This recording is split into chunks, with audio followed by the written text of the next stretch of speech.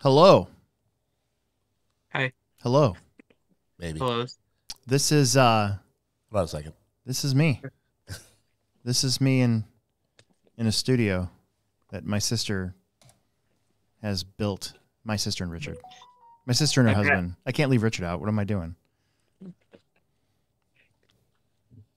I'm having a great time. I'm having a great time here. I got to turn off the sound of my phone. So we just our social media person just posted that officially.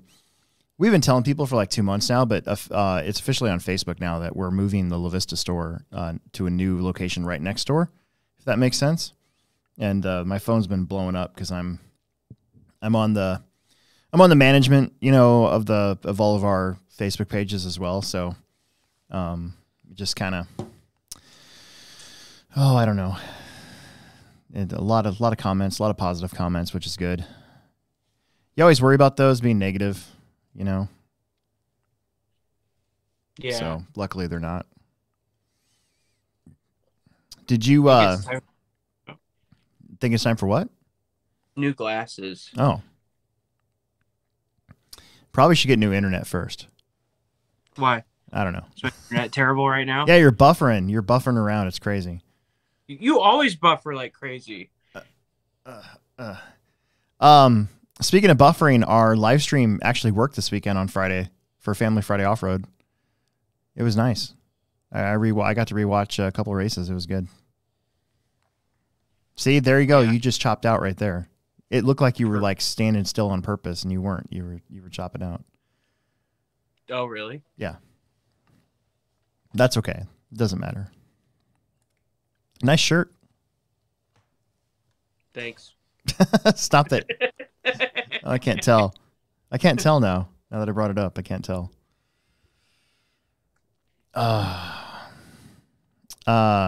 Dude, before we get started, I was driving over here and I had to stop and get gas, and then I stopped and bought a couple kickstarts because I'm going to be working on some stuff tonight too, so I want to stay awake.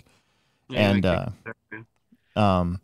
you ever have one of those days where everybody, like, it just seems like everybody's stepping in front of you and cutting you in line and like blocking you in traffic, and I don't know. I think that's how Fred Durst felt when he wrote that song "Break Stuff." Break Stuff, yeah, maybe. Very possible. Fred Durst. Hey, I got a joke for you, Fred Durst. Hopefully he doesn't listen to this show. Boy, wouldn't that be funny? Oh man, if like Fred Durst is into RC like the situation was for a little while. Remember that? Situation. Is that the guy from Jersey Shore? Yeah. Holy crap, I didn't know that. Yeah, you didn't know that? No, or was that in a car action magazine or something? I don't know. But yeah, there's like 2 weeks that guy was running like a Traxxas raid around at like club races or some shit. Oh wow. Like the only reason why I knew about it is because of the tire sauce thing, and like I think Chili Duncan made a post like with the situation. Oh, yeah. With an RC car. Well, I vaguely remember that. Yeah. That was a good like week. I bet he got like burned out. Like he's like, oh man, I'm just totally go race this car. How are they talking Jersey? I got to tell you, when I went to Jackson RC as part of the Roar Crew, I think it was 2013 when I did the outdoor nats with them as scorekeeper. Mm-hmm. There was a bagel shop down the street that I walked to every morning to get bagels because they were phenomenal. It was like breakfast. You could get a breakfast bagel. It was great. There was a stereotypical dude wearing like a Yankees jersey, Yankees hat, gold chain, jeans. He had the jersey facial haircut, and he was like, how you doing? I'll never forget that. Oh, hey, whoa. Hey, whoa. And by the end of that week, dude, I had a Jersey accent for a little while.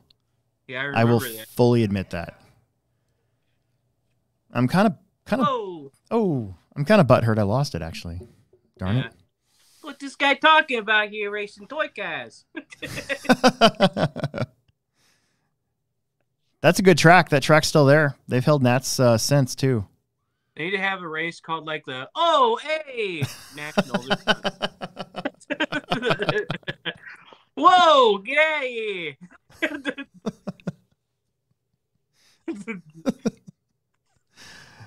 Holy crap. Their classes, they're all like, whoa, my buggy.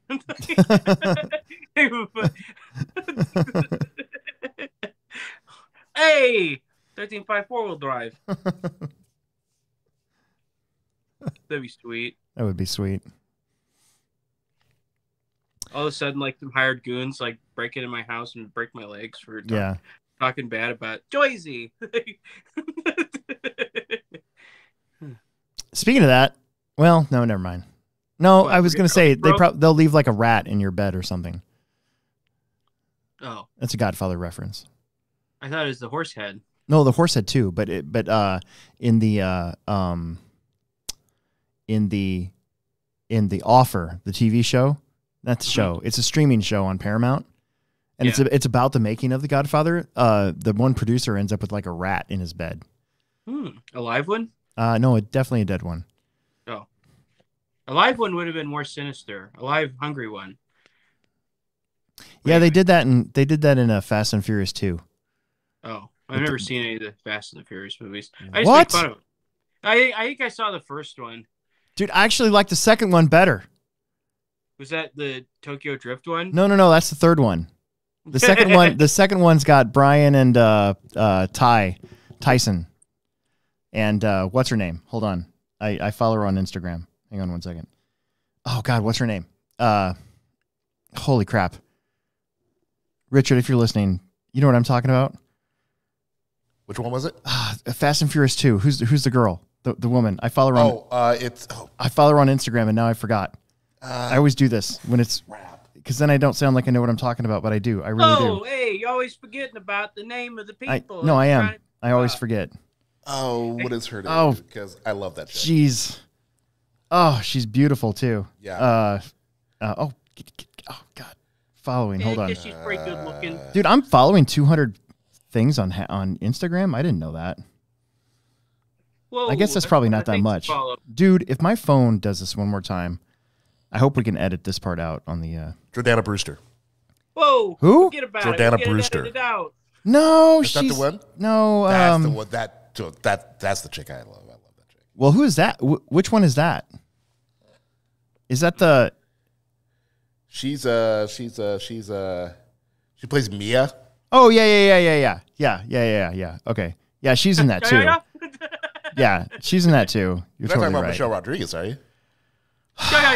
Dude, it's not coming up on my thing, and I want to punch myself right now because it always comes up whenever I scroll. Or Gal Gadot? No, Gal Gadot's not in that, is she? No. She was in the original Fast and Furious. She was? Yeah. Really? Yeah. As what? She was hold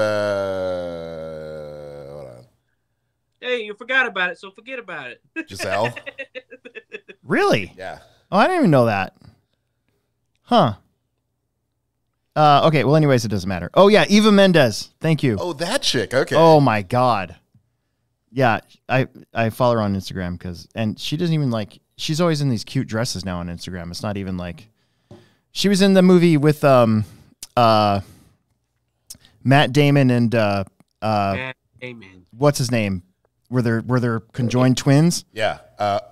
With That movie's hilarious. Greg. Stuck on you? Stuck on You. Stuck on Yes, You. Yeah, I love that it. movie. That's it. Yeah, she's in that movie. That movie's Eva great. Mendes. That movie's hilarious. fantastic. I've only seen that movie one time. Oh, Eva Mendes is in that movie, and she's in a bikini in that movie, and you're just like, what? You're like, whoa, I ain't gonna forget about this. What just happened? I should do an entire podcast where I speak with an Italian accent. Or not Italian. A crappy Italian accent? Crap. Like a terrible one. Just a terrible, stereotypical Italian accent. Yeah, we haven't even started talking about all the RC stuff I wanted to talk about. We haven't even started the show. Forget about it. Yeah. Hey, Well, like they say. Oh, what? No, go for it. Keep going. Oh, no. I don't want to stifle your creativity. Oh, well, never mind. I'll sprinkle it in later. What are we gonna do? Start the show? Mm-hmm. Mm-hmm. Okay. Okay. Hey, this is Alex Sturgeon with the Hobbytown Hobbyplex manager and race director, and with me as always. Oh, hey, this is Will Brenton. Oh. And this show is always brought to you by Pivot Lending Group. You can find them at pivotlending.com. Mention our show, 125.125 off your interest rate or $500 letter credit. If you go through with a home loan or refinance, make sure you ask for Aiden Olson's dad, also known as David, and he'll hook you up. So I've said before that we've used Pivot when we refinanced a couple years ago. Yeah. Got some equity out of our house. I was gonna say something, but I want to pivot to get in trouble for copyright infringement on other people's other restaurants' copyrighted phrases. So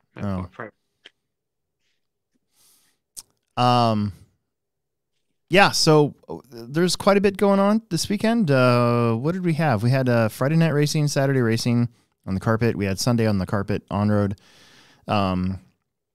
Emerson went to his first race without me ever. He went to the Protect Jam at Fastlane in Kansas City. Did really well. There was a big race out west that had a couple of our guys, I guess our guys, Midwest drivers out there, mainly just Jared Tebow, but 600 and something entries for another nitro race, so another really big turnout for a big nitro race.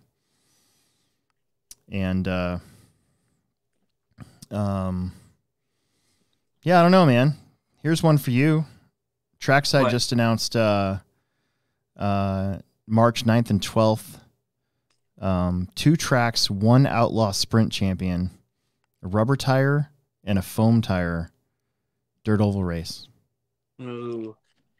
Yeah, I don't know enough about foam tire to run it. Oof. Wednesday, Thursday, Friday, Saturday, and Sunday. Couldn't do it. I'd love to. That's a week long. Yeah. It's probably going to be a good one, but... Yeah, Midwest Dirt Oval Championship Duel. And it's two tracks. That's actually a pretty good idea.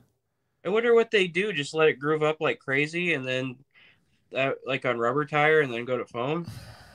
Or do they have 2 oval tracks out there? I bet you they'll take the dirt track and they'll make it an oval, and then they'll use their other track as an oval. Well, they have an oval. Right now they have an oval in the other building, but I bet you they take their dirt track and make it an oval for this. Oh, really? Yeah, so they have 2 tracks running. Oh, okay. See what I'm saying?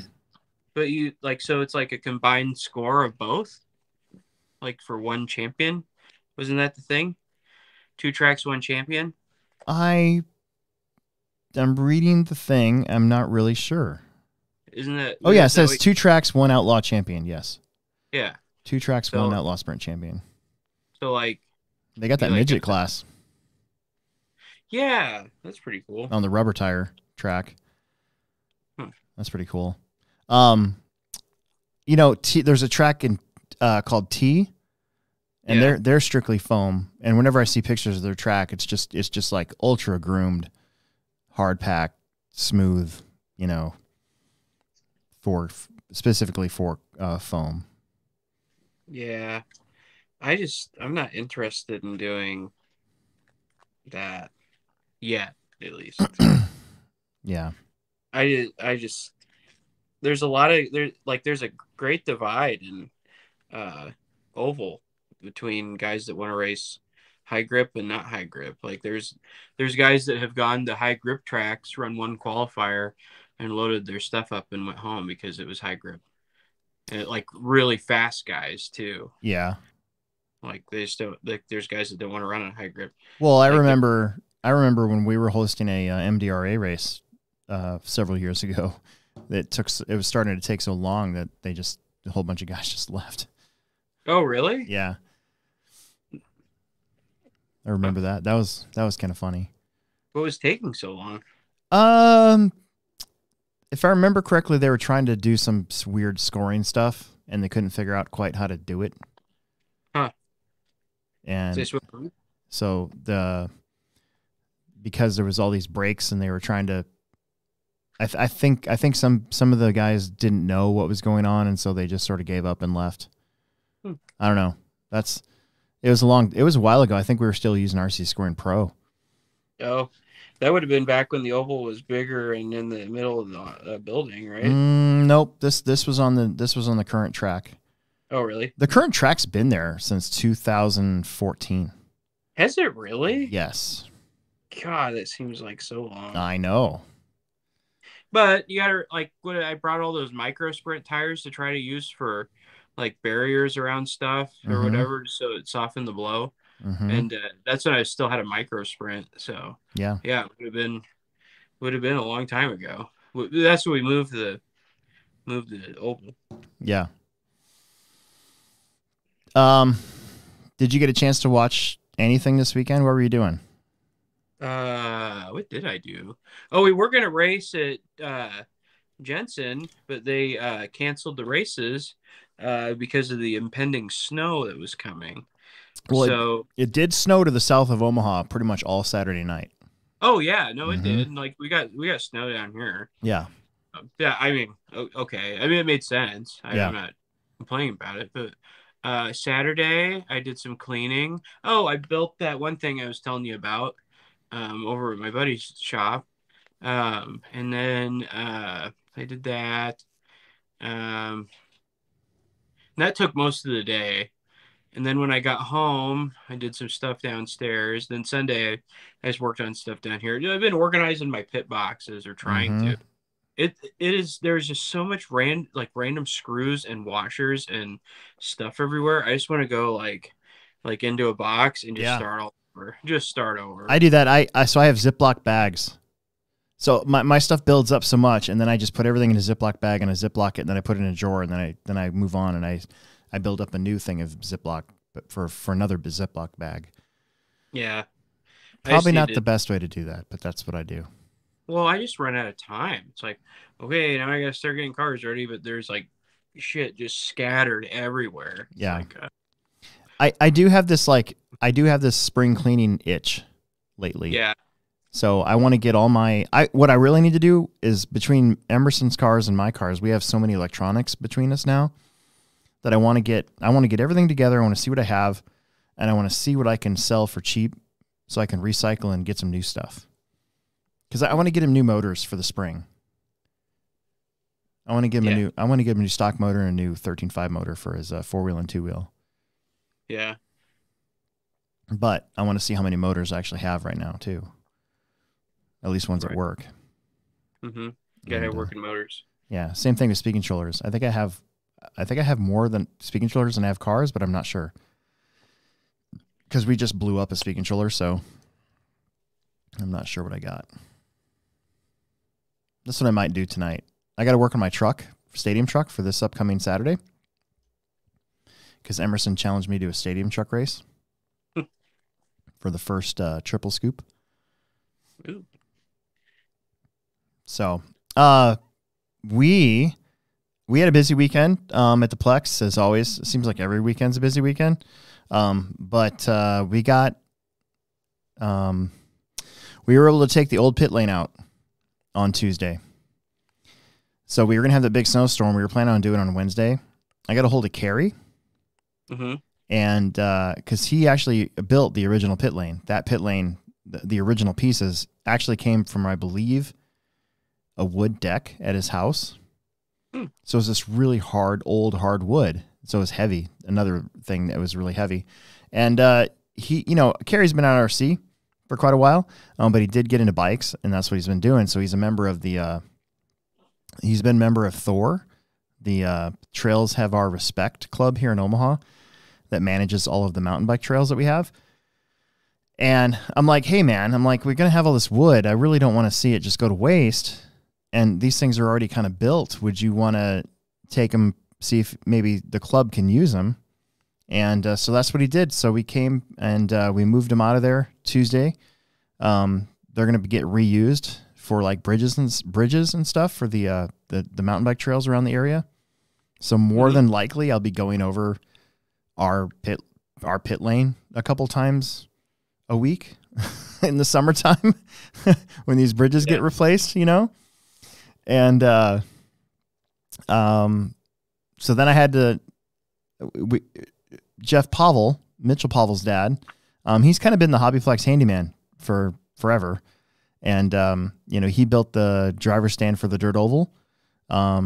He built the original wall in the back that stood the test of time until it just started to get too rotted out from all the watering and stuff that we have to do. He's done quite a bit for us. So he was building this new pit lane, and I wanted to get it in there as soon as I could. So I stayed Tuesday night and I graded out and busted up pulled up all the rugs and regraded and smoothed out the whole area. I don't know what to call that. I was calling it a paddock, but then I looked up what paddock was, and it has something to do with like a horse barn.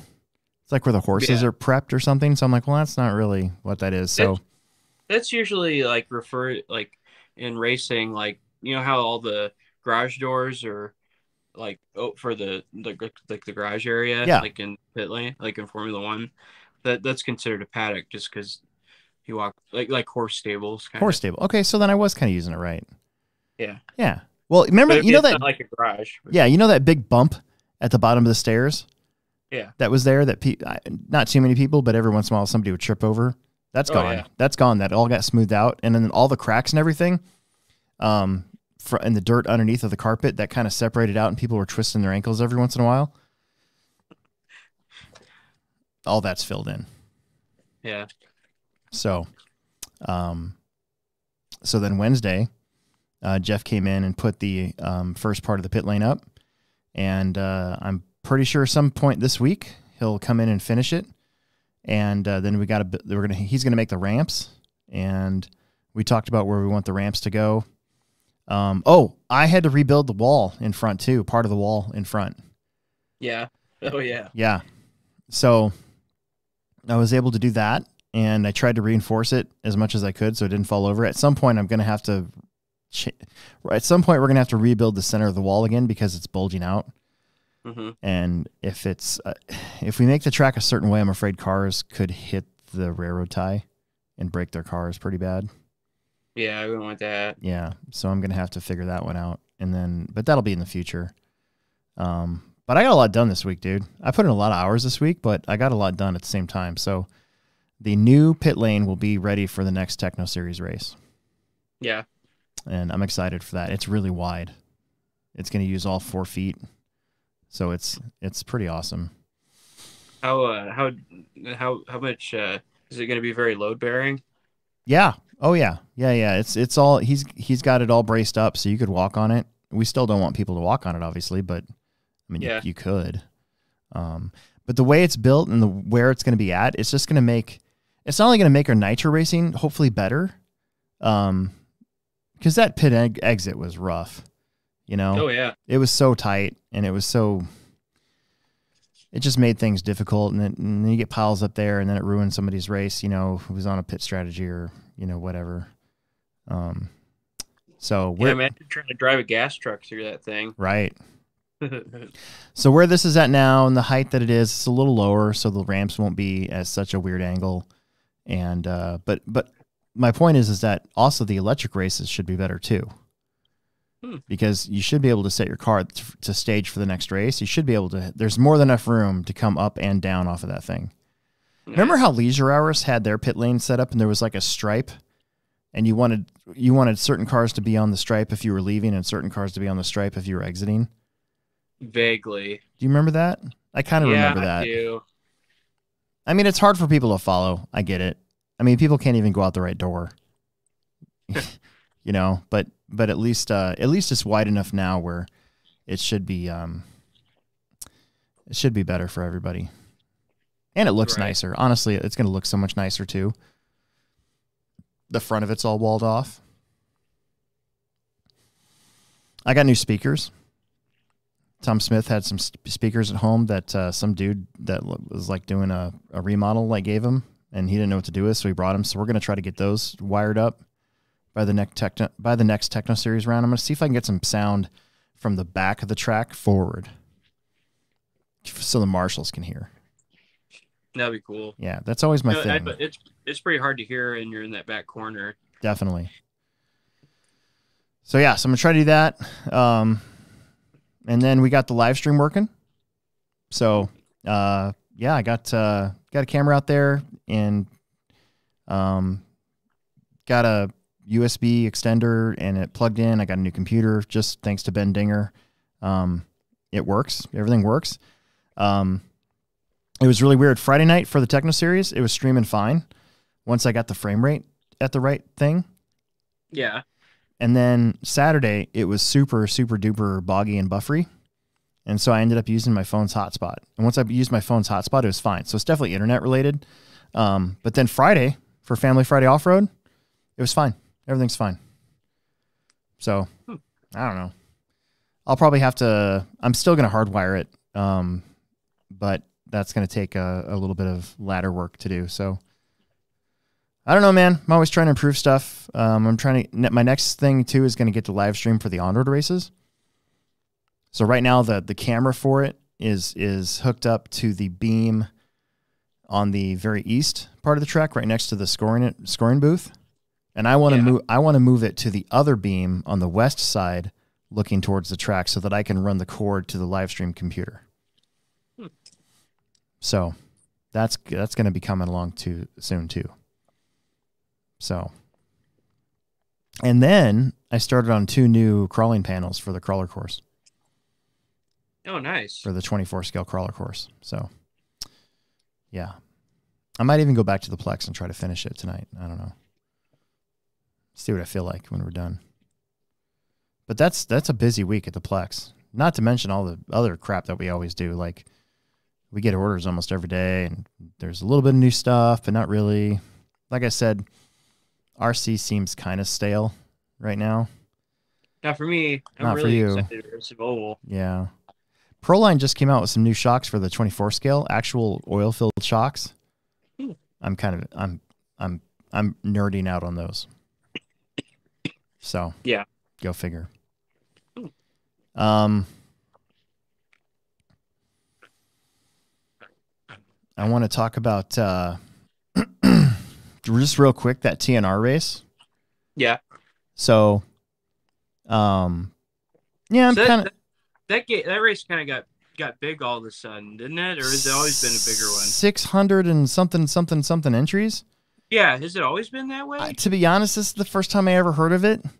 It's just been like a regional thing. For a while. I mean, if you look at the results, there's a lot more Cali people than anything else on the list for sure. But you know, we're so used to the race time events being big and you know, kind of being a thing before the DNC. But this track was beautiful. Yeah, and they built it in like a rainstorm. And I think that's what helped it. It looked like it held together really well too. I think Thunder Alley always holds together really well, but this one looked especially like it didn't break up at all. And I think part of it was because they got it rolled in and everything while it was still like wet. I think it was still wet. Yeah. And they were able to get it all in. They got that cool wall. They got like a vert wall at the start of the straightaway. I'm not going to go over. We'll leave this other podcast, like the No Name podcast and stuff, to kind of break down this race. But just real quick, Spencer Rifkin won both buggy classes, Nitro and Electric. Yeah, I heard his buggy was looking really good. Both of them. Mayfield was second, and only really 6 seconds back from after 25 minutes. Jared finished fourth. And he was only really about 20 seconds behind. So your top 4 guys are on the same lap. Nice. And I know Jared wants to win so bad, but with a brand new car, he's kind of unfamiliar with it. I think this is pretty positive. I would take it as a positive. I think his results are like better than what he had with the other stuff he was running, honestly. Yeah. Like, you know what I mean? Yeah. I mean, I'm just going to throw this out there, and obviously, Techno sponsors our Winter Series, so I'm not dissing Techno in any way, shape, or form. I just want to make that clear. But you got to wonder, would the results be different from these last couple races if Ryan still had a Mugen? And that's only because of the comfort of the car versus a brand new car that he's got to learn. Right? So, yeah, I don't know. Second with a brand new car for Ryan Mayfield's also, in my opinion, pretty good. Yeah. How about Fei Long? Is it Wen? I don't know. Fei Long Wen, little bump? Yeah, I know who you're talking about. Dude, he finished 5th in Pro Buggy, and then in Pro Truggy. I actually got to watch the main, so I was trying to catch the mains. I already missed the Pro Buggy main, like I was at work while it was going on, so I couldn't really watch. Plus Emerson was racing, so I was watching him instead. But I did get to watch the Truggy main, and dude, he dropped a dime on Cavallari. It was freaking sick. Like, you know how last year at the Silver State, how he made that over the top jump pass on Bornhorst? Okay. Yeah. So this pass, he long jumped this jump that nobody was really long jumping. And then Cav drifted out just a little wide. And then he just went right underneath of him and went whoop. And then Cav just gunned it and then was right on his bumper going into the next corner and he held him off. And then he had to fight off Ryan Pavitas at the end too. Oh, really? So he ended up second. That was pretty sick. That was pretty sick. I did get to see that, so that was pretty rad getting to see that. I mean, the rest of the names here are pretty common. I mean, we kind of know just in the buggy main. Ryan Lutz, Jared Wiggins, Tanner Denny, Cavallari, Cal Turner, Adam Drake, and Ryan Pavitas. So I don't know. It just it's kind of it's going to be interesting to see how this stuff plays out because, I mean, typically the DNC was the first big nitro race of the year, you know, and now we have these 2 races in the books already. One, the sick race, and now this thing, where a lot of the top, 8-scale guys are going to it. I mean, are they going to the? I mean, obviously they're going to these because they can get paid, but also, is it all to learn and to prepare for the DNC, or is it just it's a race to go to? I would think that guys go to like a race like that is to get ready for like another like a DNC or I don't know. So maybe something a little more prestige, and because DNC is pretty close, isn't it? Yeah, it's a month away. Yeah. So, but to me, this race had 650 something entries. Exactly. I mean, that's prestigious. No, so it's like yeah, but that's not what I'm trying to say. It's like well, you just said it before. Like you didn't even know that this is a big race. Yeah, no idea. But if I said they had 700 entries at DNC, you'd be like, that's pretty typical. Yeah. So what I mean is like this is, to me, it was like a really, really, really big trophy race that guys were going to get ready for the big one. Mm-hmm. That's what I'm trying to say. Is there anything between here and DNC now? I don't think so. But when's PNB? March. It's after. Okay. So yeah, I think that I would it's safe to say guys are using this as to get ready. Yeah. I would say. I don't know. For me, and I was out that way, or I had an unlimited traveling budget, I would have gone to that to get ready for DNC. Yeah. Track's pretty sick, though. Thunder Alley is always cool because it's got all those elevation changes. Oh, yeah. There's not many other 8-scale tracks that have that much elevation and can send it. Like, we've got elevation, but we can't really send it, Right. In 10-scale you can, but not an 8-scale. Right. So, anyways, I just want to bring that up. I thought that was pretty neat, and the coverage is really good. Again, by Mod, he's been doing good work too. Should get him to. I should see if he wants to do, or how much it would cost to have him come do the Pro Tech race. Ooh, that'd be cool. That would be cool. Okay, and then the Pro Tech Jam from Fastlane down in Kansas City. This is their annual January race. It was called the January Jam. I looked on RC Sign Up. Do you know that there's like 6 other January Jams? Yeah. No, I didn't. Yeah, I could see that. I could see that being a common name. Yeah. But I had made plans to go to this race, and then I realized that it was on the last Syndicate weekend. I actually, like, since they weren't racing at Jensen, I almost just went down there with my 2-wheel and my stadium truck and raced. But yeah, I don't know. I was like, I could, but I'm doing those other races, so yeah. I thought about just making a 2-day deal out of it, going down there Saturday. I was kind of hyped up to go to this after the Hobby Action INS race. Mm-hmm. And then when I saw the date, I was like, crap. And then I told Emerson, I'm like, we can't go. And he's like, well, I'm going. And I'm like, no, you're not. I'm not going. He's like, no, I'm going to go. And he made plans to go with Dalton Conrad and Jake Conrad. Oh. And Taco. Nice. So this ended up being his first race without me. Yeah. I feel like this is a monumental moment in my lifetime. It shows that he wants to do it. That's true. That is true. What was your first race that you well, I guess we can include karting too, but was there a race that you went to without any parents or anything? Kart racing, I went to where did I go? I think I went to like Brookings, South Dakota by myself. Like I just went there and raced. My dad couldn't go. And it was always just my dad and I, for the most part. But yeah, like the other races, like where I drove for other people and things like that, like that was like there was somebody there. Like that was the first race. It's like, can you help me pick this thing up? Like put it on my stand. That was the first time I'd ever really done that.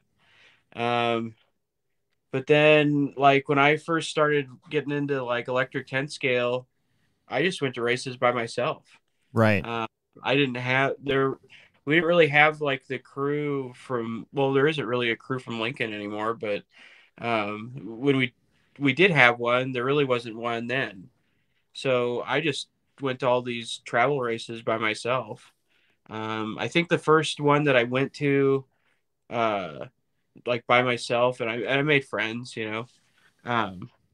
was that race at Hobby Haven where I think it was like 2010, and they got rained out and we raced at the electric pit in that mall. Right. And then I went to Hadar by myself one time. But yeah, I used to just go by myself and pit out of the back of my truck and I just load my stuff up and go home. I didn't really talk to a whole lot of people. But yeah, I think those two were like the first ones in RC that I did. And I just raced like mod buggy. Yeah.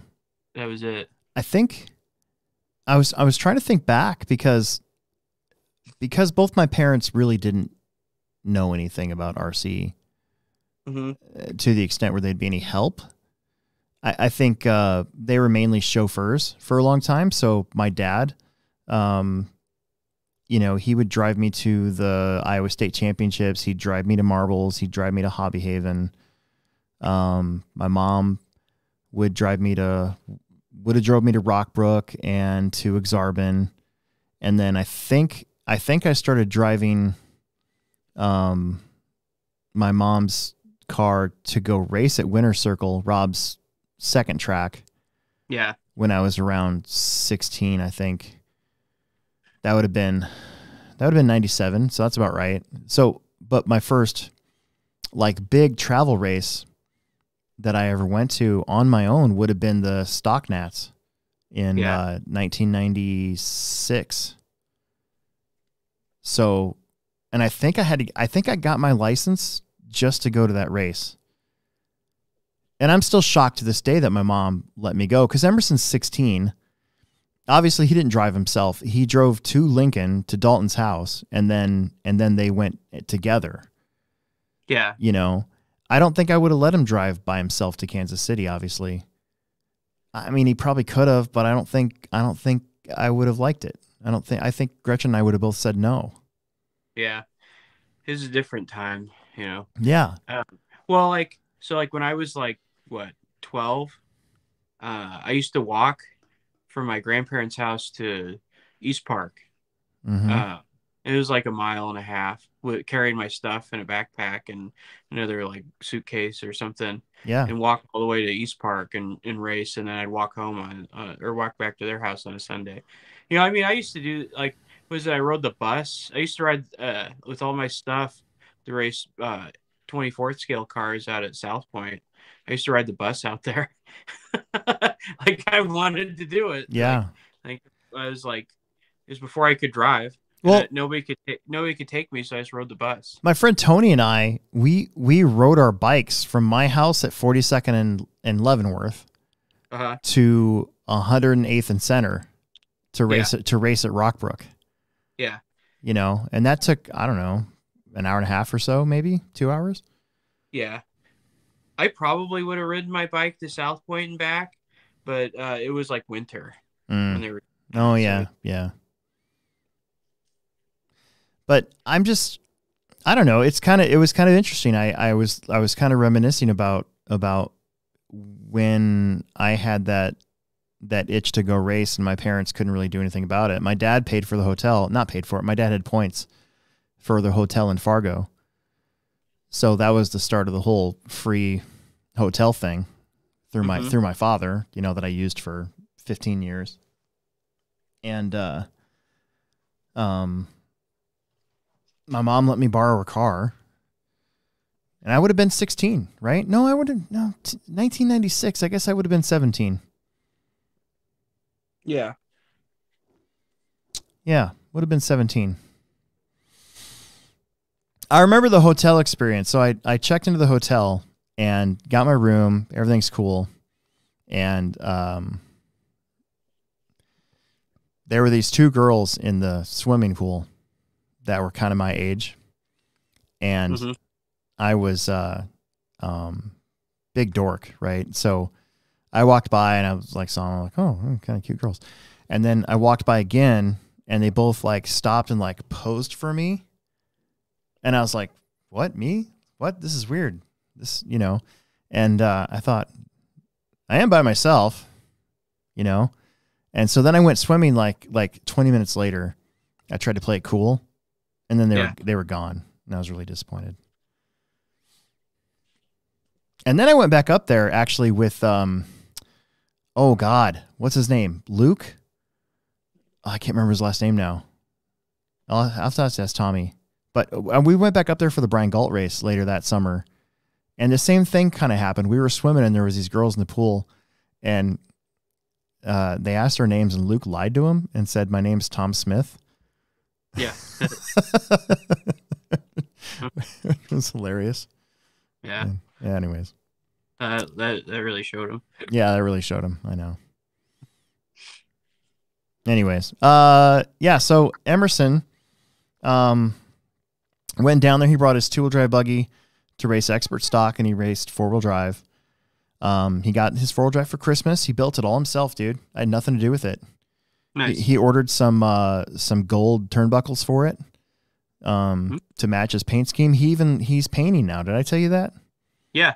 So he's on his third body. His third body's way better than his first body. I got to say, it actually looks really good. It was also very easy to spot on the Live RC feed because it had some bright yellow and gold with it. And, you know, the buggy, I mean, you know, he's kind of, yeah, he did all of the swapping back and forth from carpet to dirt all by himself. He did ask me about like the diff height, how to set that on the Losi car, because it is different from the associated car. And so I had to show him the right way to do that. And dude, he got it all hooked up, and then he went down there and we were texting back and forth a little bit. He was asking me like what about kick up, and his car wasn't doing this. What can he do to it? So I was giving him suggestions and stuff, but he basically just did everything on his own. So I was I was pleasantly surprised and I was very impressed. He broke round 1 of 2-wheel and 4-wheel. So really? He was on a TQ pace in 2-wheel, and then a lap later he wasn't, and then a lap later he was out of the race. And I'm sitting there at work going, "Oh no, this sucks. I can't do anything about it. But it was just it was a ball cup, like it split the ball cup or whatever, something like that. Oh, really? Yeah, something easy. And then he broke his 4-wheel drive, and it was something easy too. Oh no, his 2-wheel drive was a spur gear, and his 4-wheel drive was a ball cup. Oh, so I was like, well, at least it's not like a gearbox or anything like that, So then he came back and he TQ'd round 2 of buggy. Because I texted him, I said, "You're just gonna have to put that behind you. You only got 2 qualifiers now. You're just gonna have to." I said, focus on finishing, because if you don't finish another one, that's bad, right? Mm-hmm. So he TQ'd round 2 of 2-wheel, and he qualified second in round 2 of 4-wheel. And then in the final race, he finished second, but had the tiebreaker. So he got the TQ in 2-wheel. Mm-hmm. And then in 4-wheel, he finished third, I think. So he started third. And then the mains came around, and I told him, I said, "Dude, on that tiny little track, it was very busy. It looked very busy to me. But I said, they're running 10 cars in the main. And I'm like, be happy you're starting first. I said, if you can get around the first lap still in first, I said, I bet you're going to be in really good shape." And both mains, that's pretty much what happened. He made it around both races in first. I got a chance to watch the first one. I didn't get a chance to watch the second one because you were way too busy at the store. I was trying to listen to it though. But I watched the replay, and basically he just got away, and then they crashed behind him. So all he had to do was just not screw up, basically, when he got the big lead. And he didn't. I was super proud of him. He did a really just a fantastic job. So he took the win in stock, and then in 4-wheel drive, he got second both races. So he finished second. And Shane Albarico got the TQ in 4-wheel drive and finished first. And that's what I was trying to tell him. I'm like, TQ is going to be really important. If you can start out with nobody in front of you, I'm like, you're going to be in really good shape. So yeah. So he got it done, dude. He really did. He got it done. His 4-wheel drive looked a little hard to drive on video from what, from the angles I saw. It looked like it didn't land right. And Emerson's got a thing about putting Yokomo springs in the back of his cars. Yeah. Yeah. So I'm gonna give him some associated V2s and see what he thinks about those. Sure. And then Dalton, who we went down there with, he raced independent buggy and finished second. So he qualified fourth and finished second in that. And then I think he raced 4-wheel drive, and I don't think I know he didn't make the bump, but let me see if I can find it here. 4-wheel drive. Let's see. There's this main. They had a lot of 4-wheel drives as usual. It seems like 4-wheel drive. 13.5 4-wheel drive is probably one of the biggest classes at all these big races now. Yeah. Yeah, there he is. He finished 8th in the B. So he made the B. So that's pretty good. And then I think Jake Conrad raced Mini Truggy. And I think he finished 7th or 8th. I told Emerson to bring our stock slash to that race, but he didn't do it. Because they had a stock slash class. They had 4 people. I would have raced it. That would have been fun. Yeah. Oh, yeah. That'd be cool. So anyways, there it is. Emerson's first race away without me. And he did really good. He won. He won buggy. It's freaking awesome. Yeah. No, I was really happy for him. I'm looking forward to this year. So he's going to run expert stock in everything, and then 13.5 4-wheel drive. And then he'll race at the INS race. I think he's going to race truck too. Yeah. So I don't know what I'm going to do for a second class in this year. I don't know. Maybe I'll run truck again at INS. I'm probably going to do, I'm doing 40 plus mod, pretty much all year. And then I'm going to race, 13.5 four-wheel drive. I really love that car, and I love that class. And then, probably mini truggy at the ProTech race will be my third. I'll have one by then. Yeah. Maybe not the summer series. I can't race 3 classes at the summer series. It's too much. Yeah, I've never raced 3 classes before. Well, plus I'm running the race. It doesn't seem right. Yeah, I don't know. Like, I think oval might just be a winter time thing for me. Maybe, I don't know. Yeah, but there's you. I bet you would do pretty good at like the Kansas championship thing they have. That's in August. Oh yeah. Isn't that in August? Maybe. It's at checkered flag, I think. Where's that at? Kansas City area. Oh. Okay. It's this big oval race they have every year, loose dirt type deal. See, that's what's cool about oval is like I'm like hearing about all these new tracks. And... You should go to you should get a hold of David Fast and go to that Layton track in Iowa. Okay. Is he race there? Yeah. Okay. Well, and then there's a track in Adele at Dallas County Fairgrounds. Yeah. Okay. As well. I mean, there's a lot of outdoor oval to do. Dude, you should build a sprint car. I said it. I told you last show. My temper would not work with oval. My stuff would get thrown. Yeah. I know my limits now. I'm 44. I'm 44 years old. I know myself better than anybody. Yeah. You should just go to a race with me. Yeah, well, I am going to a race with you. I'm going to announce the Field of Dreams race. Right. But another one. Okay, fine, whatever. So Emerson, God, such a good job. I'm so proud of him. Yeah. Let's see. What else do we got going on? We had racing this weekend. Good Friday crowd. Big Friday crowd, actually. We had 4 heats of Plex Spec. Yeah. It took an hour to get through the first round of Plex. Really? But, that's fine. I'm not complaining. I just think it was like, okay, we got to get everything going. Let's get going. We actually had quite a few new people too. So that was part of it. And that's just the way it goes. But I'm all for it. Like I said, I've always said Friday nights, it's a Plex Spec night. Anything else that we get extras is a bonus. We had a big heat of E-Buggy. We had the regular crowd for E-Truggy. And then we had a big heat of two-wheel drive buggies. I was going to race my two-wheel drive buggy, and I completely forgot I left it at home. No. It's high on my shelf, so it's out of sight. It's out of sight, completely out of mind. So, yeah. So are you still running the thin battery in your stuff at the Plex? On carpet, I am, but not on dirt. On dirt, I run the big 5000 from ProTech.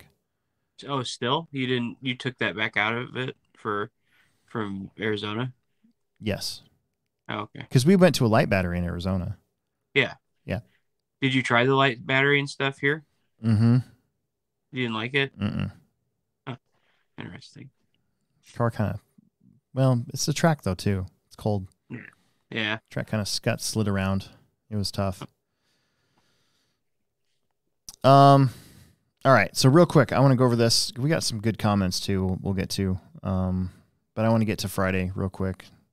Give a shout out to these guys. So Friday off-road, we had 43 entries, 40 different drivers. Wow. So that was freaking awesome. And actually, that's not accurate. We had 50-something. In order to make the Plex Spec heats, we had a whole bunch of people leave after the second round. And so I took all those guys out of it. So we would have had a D main in Plex Spec, but a lot of them left. So Plex Spec A main, Jason Haley, Hobbyplex Patreon member, was there racing with his boy and Sawyer, and he got the TQ and win. And Jacob Yoder was second, and he was pretty much second all night. He was running a 4-wheel drive. Sal Salvador was there, and he he was running a Techno 4-wheel drive. And, this guy, he and I are making a deal. So you know how I said I was done buying cars? Yeah. Well, Sal has a JRX S. Ooh. And he was there Friday with it. And I was like, because he was trying to drive on the track before I made the carpet track. And I walked by and I was like, who is this? And then I talked to him and I told him, I said, look, I mean, and he watches the show too. So he's probably going to, maybe he'll comment. I don't know. But he messaged me on the neighborhood app. Yeah. Which I was like, is this for real? Like, does this even work? Anyways, so it looks like we're going to make a deal and I'm going to get a JRXS. It'll be the best deal for my car collection. I had a JRXS Type R. Yeah, so did I. So did I. You remember the box art for that thing? It had a soft case LiPo battery with hardwired to a brushed Cyclone speed controller with like the one power wire with the, like legged off. How they had it split? Yeah. Yeah. God. Yep. That car was pretty freaking sweet though. Like that's how like when that car came out, it was like in this weird spot. With lithium batteries and brushed motors. And it was like soft case, like no balance. Think about the longevity of that car though. Oh yeah. Like the JRX, there were guys still rocking the JRXS up until 15 and 16 maybe. Yeah. 14, 15. I mean, it was kind of ahead of its time. All carbon belt, you know. I mean, it was. They had they were the battery centrally located. Battery centrally located. They were the first loaded ones from the bottom. They were the first ones to have the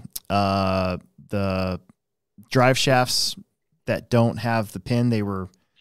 Oh, the double jointed ones. Yeah. I can't remember what they were called now. LCDs. Is that right? What is it like? CVD stands for constant velocity drive shaft. Yeah. And like that term is copyrighted. I believe that's why they call them CVAs. Oh. They're constant velocity axles, but they're actually not constant velocity. Like they actually speed up and slow down just a little bit. Like the only way to truly get that the constant velocity drive shaft is with the double jointed ones, right? Or the two joint, like one offset from each other. You know, like anyway. Yeah. So, anyways, probably we'll have a JRXS in my museum here shortly. Cool. Yeah, I know. I'm not addicted to drugs. I'm addicted to old RC cars. Yeah. Could be worse things. Paul Yoder was fourth. Ariana Smith, she was running her new 4-wheel drive that she got, was fifth. Ethan Farrington, sixth. Steve Eichler wasn't in the A, but a couple people left, so he got bumped up from 10th to 8th. Ooh. And he moved up to 7th, and then Jacob Talborg, he broke out early in that one. And then we had kind of a mixed bag two-wheel drive class. So Brian Cox won the whole thing, right in front of Tom Smith. They both finished. They were 1/10 of a second apart there. They're both running mod buggies. No, Brian was running a stock. I'm sorry. Grayson Stevie, dude, ended up third with 10 laps. Alex Eichler was behind him. Bentley Sheffield was fifth, and he beat his dad by a lap. Ooh. So take that, Bo. Yeah. Suck it. E-Buggy, Justin Stevie got the TQ and win. John Haas was second. Chris Stapes was third. Nick Sneathen, Trey Wysocki was having some weird electronic issues with his car shutting off. And then in Truggy, it was Logan getting a lap over the field officially. Dane Gangler was second, then John, Nick, and Nate Will. That was a Friday night. Nice. And then Saturday was the final race of the Carpet Off-Road Syndicate for 2022-23. So that's over with. So there's only 4 more carpet races left. 3 races for the Triple Scoop, and then the Carpet Crash-In at the end of February, and then we're back to dirt full time.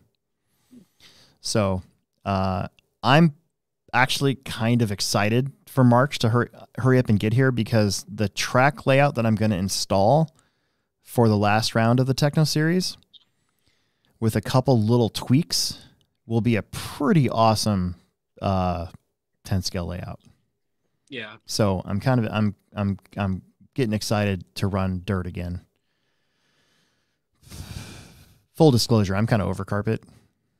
Yeah. I'm glad the syndicate's over. I felt like a grind this year. Although I will say that two cool things happened. I'll get to it here in a minute. Light turnout because we had some of our guys go to Kansas City. You know, being the last race, you know, there's some guys that just aren't part of the points anymore, so they weren't going to be there. But we had a Plex spec. We had a lot of Plex specs again, 2 heats. There was some bump ups, but Carson Sanders got a TQ and a win. Max Camp finished second. Ryan Nemec was third. Isabella McMillan fourth. Will Monty fifth. Cody Haida was sixth. He broke. He was leading and got just sort of really bad luck in lap traffic. I feel kind of bad for him. But I told him he should run 21.5 from now on. Like he's fast enough where he can get out of Plex, at least on the carpet. Yeah. You know, if he wants to race Plex on the dirt, it might be different just because of the bigger track and stuff. But anyways, Drake Carter, his first time at the Plex, finished 7th after getting the bump up, and then Al Halty had a problem. He broke out and ended up in 8th.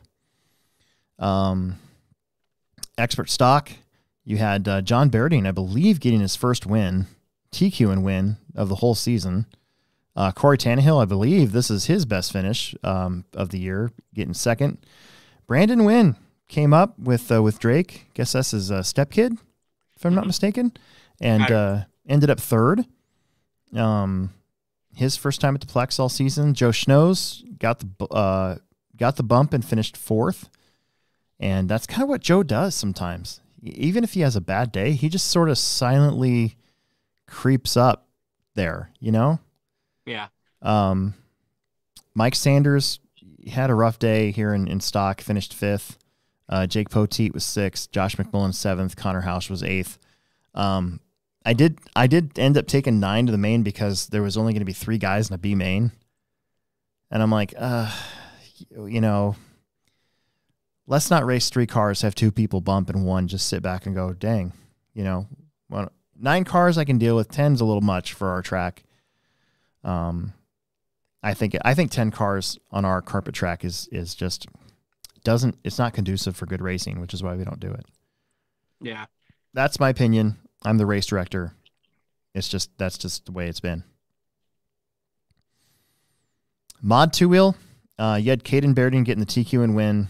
I finished 2nd. Daniel Bender finished 3rd. I got to give some shout outs here though. So, Caden needed a whole bunch of people to show up today or Saturday in order to get the points. Because basically, the last time that we had a big mod turnout, I qualified 3rd or 4th or something, and then I ended up finishing like almost dead last. And he finished 2nd, I think. So he made up a whole ton of points on me. He needed another one of those days, and he needed me to have a bad day. Last week, I had a good day. Everything was working good. I finished 2nd. I finished ahead of Caden, and so there would have been a lot of cars needed to show up in order to make a big swing in points. I had a fast car though. Like I was really comfortable with my stuff. I had the lead a couple times, and then 3 laps left to go. I was trying to crank it up. I had given up the lead, and Caden was holding me off, and then I finally crashed out. Like I just crashed in a bad spot, and that was that because it was too late in the race to do anything about it. But it didn't really matter because the way the points had broken down throughout the season, those middle rounds where I got a couple wins and a couple TQs, it's kind of like when I used to win back in the day in 15 and 16 at the summer series. Like all these other guys would have problems, and I'd end up, you know, either getting a TQ in 2nd or getting a TQ in 3rd or getting a win after not, you know, I would just linger around. So anyways, Caden probably should have won the syndicate, but it is what it is, you know. But Daniel Bender, last round, we after the race, he was really frustrated, and I looked at his car, and I got to give myself some props. I looked at his car and said, dude, this is not what I have on my car, and my car is amazing, so why don't you try what's on my car? And I told him to change a few things. I didn't like where his pills were at. I didn't like his camber positions, that sort of thing. And because I had work to do for the oval, I believe it was for the oval, I let everybody kind of stay and practice. So Bender made those changes, and then he practiced, and it sounded like he was getting faster that night, you know, when I finally came in and told everybody to leave. Well, then today, his fast lap in the race, check this out. Caden Berding's 13.35, my fast lap 13.4, Bender's fast lap 13.39. Oh, wow. Yeah, wow. And Caden and I were close, and Bender was never really we weren't pulling away from him. So if we would have crashed if we would have crashed each other, which we didn't, thankfully, but if we would have crashed each other, dude, Bender had a legitimate shot to get in front of us. Mm-hmm. So I feel like he made some pretty big strides. Obviously it's getting towards the end of carpet season, but he's ran mod the whole time, and this was the best I think he's done. So good job, Daniel Bender. 13.5 four-wheel drive, saw Mike Sanders get a TQ and win. Andrew Thomas finished second, John Berding third, Ronnie went fourth, Corey Tannehill fifth, Connor Housh sixth, Anthony Santi seventh, Chris Haida eighth, and Travis Clancy ninth. This was another thing where after some breaks and stuff, I just ended up moving 9 cars into the A main. Caden Berding and Mini T Mod, because I want to get to points real fast. I don't want to take too long. Caden Berding with the win, Andrew Thomas second, Anthony Santi third, and Ryan Nemec was fourth. And then an independent buggy, Andrew Thomas has been pretty dominant. Connor Housh had a great run today. He's had some really crappy luck on carpet. But today, or Saturday, I keep saying today, Saturday did really good. Jake Poteet finished third, Josh McMillan is fourth, Phil Palmer, Joe Schnoes, Josh Halty, and Ronnie Wint. And I just want to go to the points really fast. Try not to take too much time on this stuff, but you know how it is. There it is right there. Okay. So real quick. And then we're going to get to comments and stuff. Okay, so 13.5 four-wheel drive. Caden actually locked this up last week. So 701 points. Mike Sanders finished second, and John Berding was third. And Peevler wasn't here. He was in Kansas City, so he finished only just 5 points off of third place. And then Andrew Thomas, Corey Tannehill, Ronnie Wint, Connor Housh, Eric Jarman, and Chris Haida was 10th. In stock buggy, Emerson locked it up last week.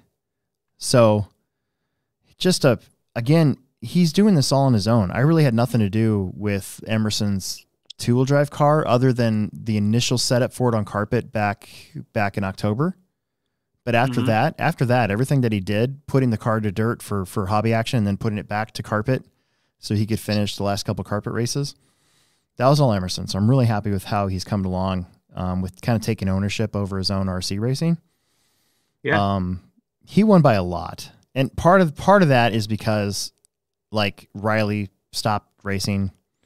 Some of the guys from Sioux City, were sporadic and we're filling in those top, 3 positions here and there. So, but Emerson won, last round he finished it. John Berding, I believe, with his finish Saturday, moved from third to second.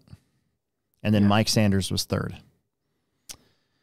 And then it was Corey Tannehill, Joe Schnoes, TJ Williams, Connor Housh, Josh McMullen, Cody Mosier, and Phil Palmer. And then independent buggy, Andrew Thomas. He pretty much had it locked up last round as well. But I think he had to make this one is how it worked out. But he finished 20 points ahead of second place Connor Housh. Wow. So he was pretty dominant all series long. I'm just looking at this. He finished second twice, and he did have a bad round way back in October. So, yeah. Joe Schnoes was third. Josh McMullen and TJ Williams actually tied, but the throwout was better for Josh. Cody Mosier was sixth. Ronnie Went, Phil Palmer, Carson Sanders, who I let race independent too, just to get some track time. Ended up overall ninth, and then Eric Jarman was 10th. In Mini T Mod, Caden and Andrew were going into this thing tied, and Caden's TQ and win put him ahead of Andrew, and then Emerson finished third, and Ryan Nemec finished fourth. And then in two-wheel drive mod, did you know I've never won two-wheel mod in the syndicate? No, I didn't know that. No, I did not. I think you've won it at least twice, right? Yeah, I think I won it twice. Right. Ethan won it last year. Yeah. I finished third. But anyways, I believe since we've started the syndicate, I've never won two-wheel mod, and that changes now. So I'm your two-wheel drive mod champ. There you go. Yeah, I won. There's one year I won all the syndicate races, and then I won the crash in. Yeah. TQ'd won the crash in too. Yep. So two-wheel mod, it was me, and then we were basically the lone survivors, by the way. And this is kind of the same deal. Like a whole bunch of other guys have finished first and second and third and all that stuff, but they didn't make all the races. So Caden was second. Caden had to have a whole bunch of people show up today and have me have a disastrous race again. And he could have won it. He legitimately could have won it. The points were still there. David Peevler, like I said, he wasn't here, so he finishes third. And then Daniel Bender was fourth. Daniel Bender, let's see, 1, 2, 3, 4, 5, 6, 7, 8, 9, 10. I think I might have actually given Daniel Bender third for some reason. Oh, well, we'll talk about it. I might have just screwed that up. I'm looking at that right now. Plex Spec, you had Carson Sanders getting the win. Cody Hyde was second, and Ryan Nemec was third. Max Camp was only 1 point off of third place, and Isabella was only 4 points off of third place. And then Chloe Dorsch also made all the same rounds that TJ did, and so she gets sixth place overall. Hell yeah! So, yeah, dude, there you go. That's this year's syndicate. Like I said, felt like kind of a grind this time around. I think it's more about, for me, I think it's more because I have to put the track up every single Friday. Yeah. That would get old. It does get old, honestly. So, yeah. I don't think we have a pivot break yet. I don't think we have any updated stuff. So. Oh, really? Okay. Not yet. So, yeah, you want to go to comments? Sure. Guys, drop your comments in there if you want us to talk about it. Quite a few comments here. Let's see what we got. John Hoochin built a TLR 2-wheel. Hope to be hanging out soon. How is Ski? Tim Ski is being Tim Ski. He's the big cog in the wheel at the Hobbyplex. Mm-hmm. The smoking rat. I show up and there's a discussion of dead rats. What the hell's going on? That's funny. Got a couple Eva Mendes. See, people knew what I was talking about. There's a movie with one of the Wahlberg brothers and the guy from Saturday Night Live. The tall guy. He's Will Ferrell? Anchorman. Yeah, Will Ferrell. Will Ferrell and one of the Mark Wahlberg. Mark Wahlberg, and then she's the wife of Will Ferrell's character. Oh, I know what movie you're talking about. And Mark Wahlberg's like, no, that's no. And he's like, and then Will's like Will Ferrell's character's like super aggressive the way he talks to her, and I don't know, it's really funny. Yeah. Gator don't play that. Yeah, I think I've seen little snippets. I don't think I've seen that movie in full, but I've seen snippets of it. That's how I know about it. The other guys. Is that what it is? Oh, I don't know. That's it. Is that it? The other guys? Okay. Daniel Bender, are you going to race 8 scale next year? I've been thinking to sell my e-buggy and get a stadium truck. Me? I don't, well, maybe for both of us. I don't know what I'm going to do next year. 8 scale is just so much money.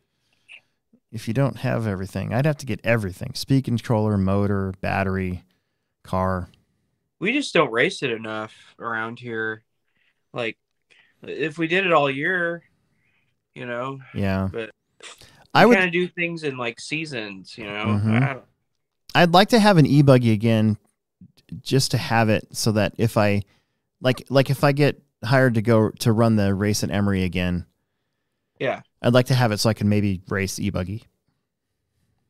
I love 8 scale. I just love doing it. Yeah. Like, and I think now that I've got the backup computers running, the Techno Series is less stressful for me personally. Yeah. But there's still so many entries that I wouldn't want to have anything take my focus away from making sure that we get done at a reasonable time. Yeah. So, I don't know. Emerson might. I don't know. Yeah. Yeah, you could. Maybe Emerson will want to do it. I'll probably race 8 scale again. It's just like I started doing the oval thing, and it's just a lot to try to do. Mm-hmm. Steve RC says Alex is going to race stadium truck this weekend for the scoop. I told everybody to get their trucks out, so I definitely got to get mine so I don't seem like I was hyping it up for no reason. Mine's on the shelf, and it ain't coming off of there. It's the same way it is and always will be. Jackson says, I'm hoping to make the next Techno Series round, but not sure if it's a done deal yet. Hopefully he'll know by the end of the week. Ooh. The Smoking Rat says, good to hear things are going well with the track progress, just overall track progress. Family Friday and Techno Practice probably had less people and far less wireless signals in the air to be clogged up. Yeah, that's why I think I need to hardwire it, get that cord all set up. I'm going to try to do that tomorrow, actually. I don't have much to do tomorrow other than clean. So that's what I'll probably end up focusing on, trying to get those wires up. I am going to try the speakers too. Jackson did go to Thornhill this weekend. I don't know if you saw his post, but he said Thornhill was an amazing experience, very welcoming. Everybody came up to me, get to know me, which was very nice. And they do care about new drivers at their track. I mean, you'd hope so. Thornhill, man, I want to go there. That's another reason I want to get an e-buggy. I'd like to go to that 40+ race that they have. Yeah. Next year. See, like, if all we did was 8 scale, I'd be into it. Yeah. But we do everything. Yeah. Well, it's kind of like when we didn't have a dirt track in the wintertime. A lot of guys switched over and got on-road cars for the winter. Yeah. Right. You know?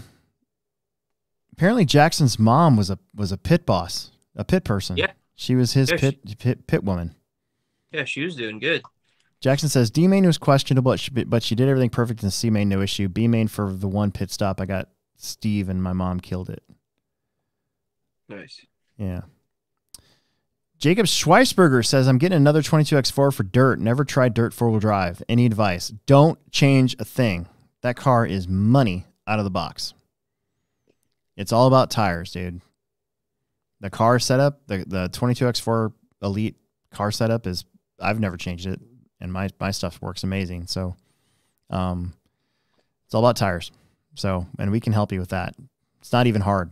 Just get silver slicks for the ProTech race and you'll be good. Yeah. Save your money, buy tires. Yep. Jackson Anderson wants everybody to know that 1 year ago today, he beat Alex in the Syndicate Series for Mod 2-wheel drive. Dick. Chris Orndorff. What's the best drag racing car for beginners? I've always had Traxxas fuel-powered trucks, but was thinking about getting a really fast. Was thinking about getting an infraction. Well, It kind of depends on where you're going to run at, and if you want to race, like say at 5-star, they kind of follow the standard national rule set, and so a beginning drag car, I would say you could go with the Traxxas drag slash, although I would almost steer you more towards. It depends on how much money you want to spend, really. You could almost get one of their breakout kits and get a associated. You're basically buying 2 cars to make one, right? You're getting the breakout kit, or maybe you're not. Maybe the breakout kit's the whole thing now. You're getting the builder's kit. Yeah. So you have the high end stuff, which is all carbon. They got the floating body mounts, all that cool stuff. Or you go the route that, say, like the place in Council Bluffs is doing, and a lot of those guys, his rules are really easy. You can basically show up with any 2-wheel drive, and he actually allows 3-cell, which in the national rule set, it's not a 3-cell thing; it's a 2-cell only. And then they do this thing where you got to race each other 3 times, and it's best out of 3. And because of that, we sold a lot of drag slashes last year because they weren't using the drag slash slicks. They were using like Rustler tires. Oh, really? Yeah, because if you went down this surface once with prepped, slicks, great. But at the end, you would pick up all this stuff on your tires. So then your second and your third race would not be near as good. Huh. So from what I understand, they were running like treaded tires without much prep, so they could just make it all the way down the track equally every single time. It's pretty cool. Yeah. So like at 5-star, it's a specific, lane that they built, drag strip that they built for being a drag strip. And the whole thing is prepped, and you can do your burnout with tires, and you can put whatever tire sauce you want or whatever, and you get all this grip, and down you go. And then at the Council Bluffs place, it's not like that. It's a little bit different. And then you said in Fraction, there's these like startup drag scene where it's almost like a call out type situation where there's these groups that kind of post on 402 RC Club every once in a while, or 402 Drag Racing, where they'll find a parking lot somewhere that's real clean and flat, and they'll kind of have these like just grassroots, no light system type thing, but they still have these drag races with each other, and some of it's for money, but there you got all sorts of different cars. You've got like these guys are making like Vortex work with foam tires, and they're putting Gigantor motors in them with 32-pitch gears, and it's almost like 1-to-1 a gear ratio, and in that regard, an Infraction might actually work pretty darn good because they already do 80 out of the box, but they're 4-wheel drive, so they don't really match, any of the other drag racing scenes. So that's tough. I would say a best drag racing car for the beginners would be either a drag slash, a DR10, or the Losi, ready to run. I will say the Delosi one's probably the fastest out of the two because it comes with a 6,700 kV motor. And I mean, I know they work good because Emerson has one. So there's my answer. I think I nailed that one. I think you did. Yeah. Jackson Anderson, I'll give myself props. I talked him into running a mod this year for carpet to help him improve his consistency. I think he's talking about Daniel. Alec Goodston, hey guys, hope all is well. Excited for your guys with the new pit lane. I am too. Nate Will has been bringing me ribs to eat, which is they're really, really good. And I like make them last. So I'll eat one and then I'll save the other one for later. Schweisberger is going to follow up. He says, I'm going to try to make the carpet track in Kansas called Pit Stop for the trophy race. Are you going? I am running that. I was hired to be the race director. So I will be there. That's why I'm going to miss the triple scoop, the last round of the triple scoop, and Emerson's going to run the races. So I'll be there, and I will probably race 40 plus if they have it. I think they have it, 40 plus mod. So if they let me race, I think they should. I don't know why they wouldn't, but I always get weirded out by that because I'm getting paid to run a race. But if I can race one class, then I will, I guess. Yeah. Why wouldn't you? Yeah. I would. So yeah, so that's that. So that's gonna be a big couple weeks. You got the RC pit stop race. What do they call it? The winter. Oh man, I am really blanking on stuff tonight. I don't know why.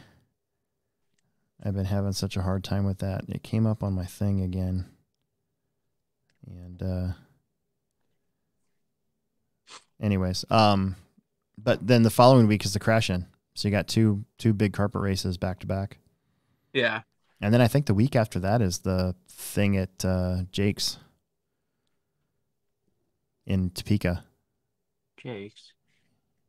Are you going to that? No, but it's just all these finishing races, end of the season races go back to back to back to back. Oh, yeah. Well, that's about it. Got a lot of stuff in. So Yeah, we did. You got anything else? No, I don't. I'm just adding some more weight to my car. What's your next oval race? Jensen this weekend. They postponed last weekend's race to this weekend. Okay. So I'm gonna go out there with my car, see what I can do with it.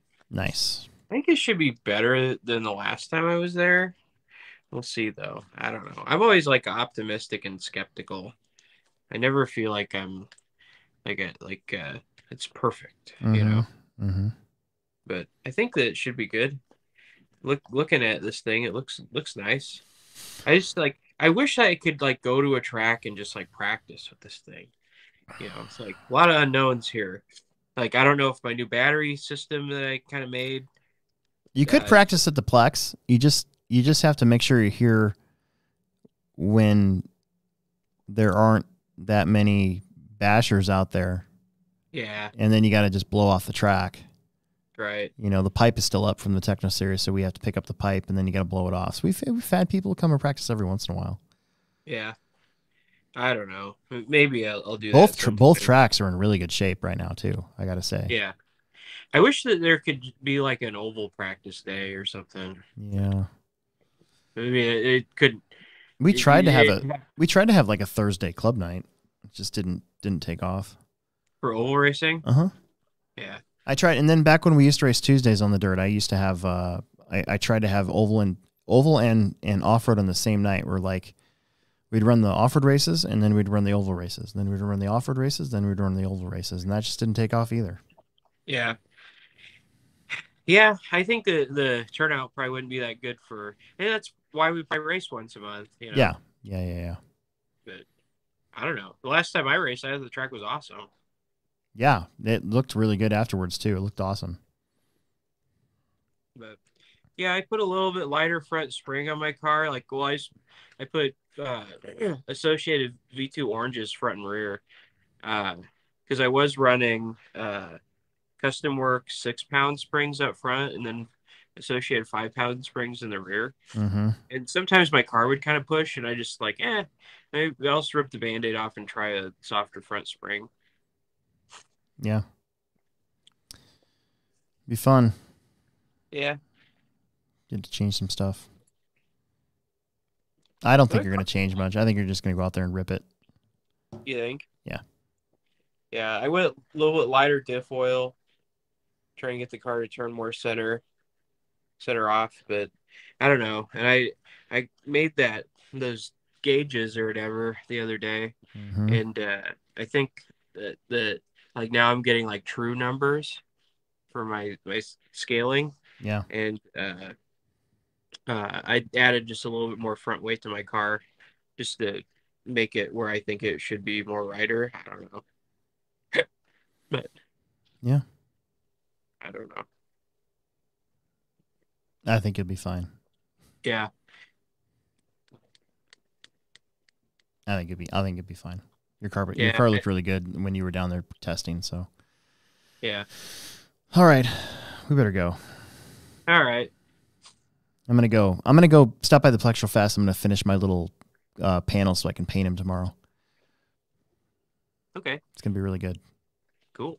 All right. Well, that's it. Next week we'll